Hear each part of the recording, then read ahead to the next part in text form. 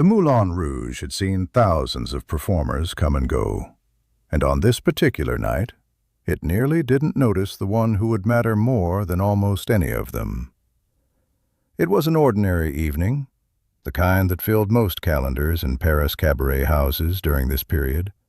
A program of acts that had been booked weeks in advance, a house full of patrons who had come for an evening of entertainment rather than for any single name on the bill, and a staff backstage who were thinking, as staff in theaters always think, mostly about logistics. Costume changes, lighting cues, the order of acts. The small, unglamorous machinery that kept an evening moving from one number to the next without anyone in the audience noticing the seams. Somewhere in the middle of the program, one of those seams tore. A performer scheduled for a mid-evening slot had not arrived, or had arrived in no condition to go on, or had simply vanished in the way performers occasionally did in those years, for reasons that rarely made it into any official record. Whatever the cause, the result was the same.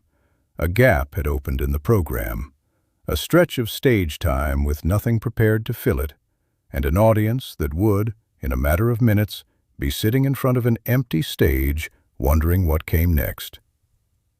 To understand why this gap mattered as much as it did, you have to understand what the Moulin Rouge represented in Paris during this period, and what it meant for a performer, any performer, known or unknown, to stand on that stage at all. By this point, the Moulin Rouge had already become one of the defining symbols of Parisian nightlife, a name that carried meaning even for people who had never set foot inside it.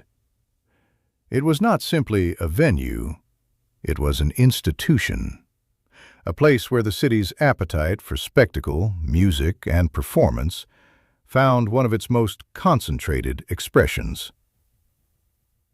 The stage itself had hosted, over the years, performers who went on to define entire eras of French entertainment, and performers who appeared once and were never heard from again.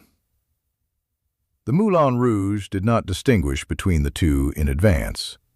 It simply provided the stage and the audience and the unforgiving conditions under which a performer either found something in themselves worth watching or did not. For the people who managed the program that night, the gap in the schedule was, first and foremost, a practical problem. 10 minutes of stage time needed to be filled, and it needed to be filled by someone, anyone, who could stand under those lights and hold the room's attention long enough for the next scheduled act to be ready. This was the world that a young, largely unknown street singer had wandered into that evening, not as a performer with a booking, but as one of the many people who moved through the margins of Parisian nightlife in those years, present in places like this, not because anyone had invited them onto the stage, but because the streets and courtyards where they normally sang offered no work on a night like this, and the warm, noisy interior of a cabaret was, at the very least, somewhere to be. Edith Piaf, at this point in her life, was known mainly to the people who had heard her sing in the streets and courtyards of Paris. A small, fierce voice that seemed entirely out of proportion to the slight frame producing it. A voice that drew small crowds on sidewalks and in the courtyards of apartment buildings, where she sang for whatever coins people were willing to drop. She was not, in any sense that mattered to the people running a venue like the Moulin Rouge, a performer. She was a girl from the streets, the kind of person who existed at the edges of places like this, tolerated rather than welcomed, present but not really seen. The world of street singing that she came from had its own rhythms and its own audiences, entirely separate from the world of theaters and cabarets. Courtyards in Paris during this period often had their own informal acoustics, walls that carried sound upward toward open windows, residents who recognized certain voices the way people recognize regular vendors or familiar faces on a daily route. A singer who returned to the same courtyards night after night became, in a small way, part of the neighborhood's rhythm. Not famous, not paid in any formal sense, but known in the narrow and local way that mattered to the people who lived there. It was a world with its own dignity, but it was also a world with a ceiling, one that very few people who lived inside it ever crossed, because the spaces where professional entertainment happened, the cabarets, the theaters, the halls with paid bookings and printed programs, operated according to rules that had nothing to do with how well a person could sing, and everything to do with who they already were before they arrived. What changed on this particular night was not anything Edith Piaf did. It was the gap in the program and the desperation of a manager who, with a missing act and an audience waiting, was suddenly willing to consider options he would never have considered under ordinary circumstances. Someone, perhaps a stagehand, perhaps another performer, perhaps the manager himself, scanning the room with the particular panic of a person whose evening is collapsing in real time, remembered or noticed that the girl with the loud street voice was somewhere nearby. It was not an act of faith in her talent, it was an act of desperation, the kind of decision made not because it seemed like a good idea, but because every other option had already been exhausted, and 10 minutes of silence on that stage was simply not acceptable. She was found, told, quickly, with no time for explanation, that she was going on, and given almost no information beyond that. No song had been chosen for her. No introduction had been prepared. She was simply going to be put in front of an audience that had paid to see professionals, with nothing behind her except whatever she happened to know, and nothing ahead of her except a stage she had never stood on, in front of a room considerably larger than any she had ever sung to before. She had perhaps 30 seconds standing in the wings to understand what was about to happen to her. This was the choice point of the evening, though calling it a choice somewhat overstates how much control she actually had over it. The decision being made in those 30 seconds was not really whether to go on. The manager's desperation had already made that decision for her, in the sense that refusing would have meant simply being pushed forward anyway, or shoved out from the wings by people with no patience left for hesitation. The real decision, the one that existed only inside her, was smaller and more private. Whether to walk onto that stage as someone who had been forced there against her will, frozen and apologetic, or whether to walk onto it as someone who, however unexpectedly, had just been given a stage. For 30 seconds, by every account of people who later claimed to remember that evening, she looked as though she might simply refuse, might step backward into the dark of the wings and disappear into the crowd, the way she had disappeared into crowds her entire life. The instinct to retreat, to make herself small, to avoid the enormous exposure of that stage and that audience, would have been the understandable choice. Nothing in her life up to that point had prepared her for what standing under those lights would feel like, and every reasonable expectation, hers included, would have predicted that she would freeze, falter, and be quietly removed within moments. And then she walked onto the stage. What happened next was never fully agreed upon by the people who were there, in the sense that no two accounts described it in exactly the same words. But every account agreed on one thing.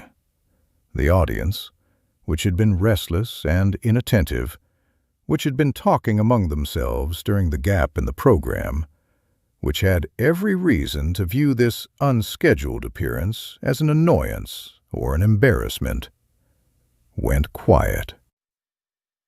It was not the polite quiet of an audience being patient. It was something closer to the quiet that falls over a room when something unexpected and unmistakably real enters it.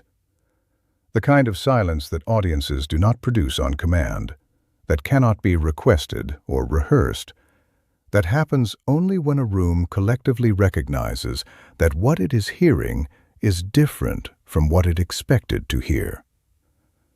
She sang without accompaniment, or with whatever minimal accompaniment could be arranged in the few seconds available, a piano picking up a key, perhaps, after she had already begun.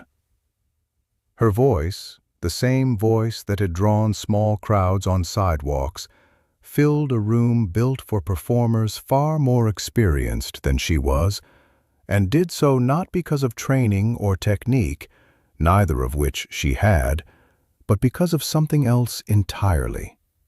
An intensity, a rawness, a quality that the polished performers on the rest of the program, however skilled, simply did not possess.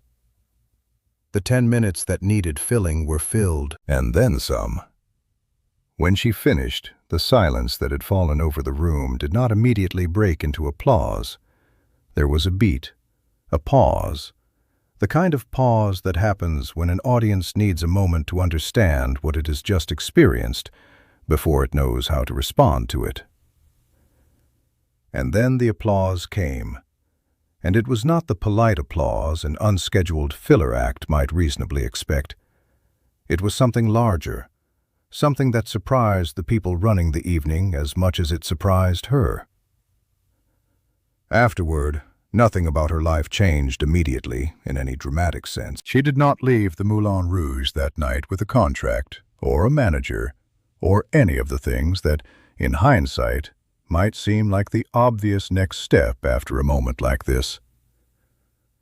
She went back to the streets, to the courtyards, to the life she had been living before that evening, because that was simply what her life was, and one unexpected performance, however striking, did not undo years of circumstance overnight. But something had happened that night that could not be undone. Not a transformation, exactly, but a kind of proof. For 10 minutes, in front of an audience that had no reason to be generous and no expectation of being moved, she had stood on a stage and done something that the audience could not ignore. The people who had been in that room that night, the manager, the stagehands, the other performers, the patrons themselves, now knew something about her that she herself may not have fully understood yet. That whatever she had, it worked. Not in theory, not in the safety of a courtyard where the stakes were small, but in the one place where it actually mattered, in front of strangers who owed her nothing. In the months and years that followed, the path that led from that night to the career Edith Piaf would eventually have was neither short nor simple. There were other stages, other rooms, other nights that mattered in their own ways, and no single evening, including this one, could fully account for everything that came after. But the people who later tried to trace the beginning of her career, the moment when she stopped being simply a voice in the street and started being something the professional world of Parisian entertainment had to take seriously, kept returning to nights like this one. Unscheduled, unplanned, born out of desperation rather than opportunity, and yet somehow containing in compressed form everything that would later make her unmistakable. What the night revealed, in the end, was not that Edith Piaf was destined for the career she eventually had. Nothing about that evening guaranteed anything. What it revealed was something narrower and, in its way, more remarkable. That the qualities which would later fill the Olympia and concert halls across the world were already present, fully formed, in a frightened young woman who had been given 30 seconds to decide whether to walk onto a stage she had no right to be on, and who had walked onto it anyway. In later years, when interviewers asked about the early days of her career, Edith Piaf rarely lingered on any single night as the beginning of everything. There were too many nights, too many small rooms and street corners for any one of them to claim that title entirely. But the people around her, The ones who had heard the stories second-hand from others who had been present often returned to nights structured exactly like this one. A gap, a desperate decision, a girl with nothing prepared, and a room that had no reason to expect anything and got something it could not forget. Whether or not this particular evening was the one she herself would have chosen to call the beginning, it carried the same shape as the story that would follow her for the rest of her life. An audience that underestimated her and a silence that told them they had been wrong. The room that had nearly not noticed her that night would, in the years that followed, become one of countless rooms across the world that could not look away.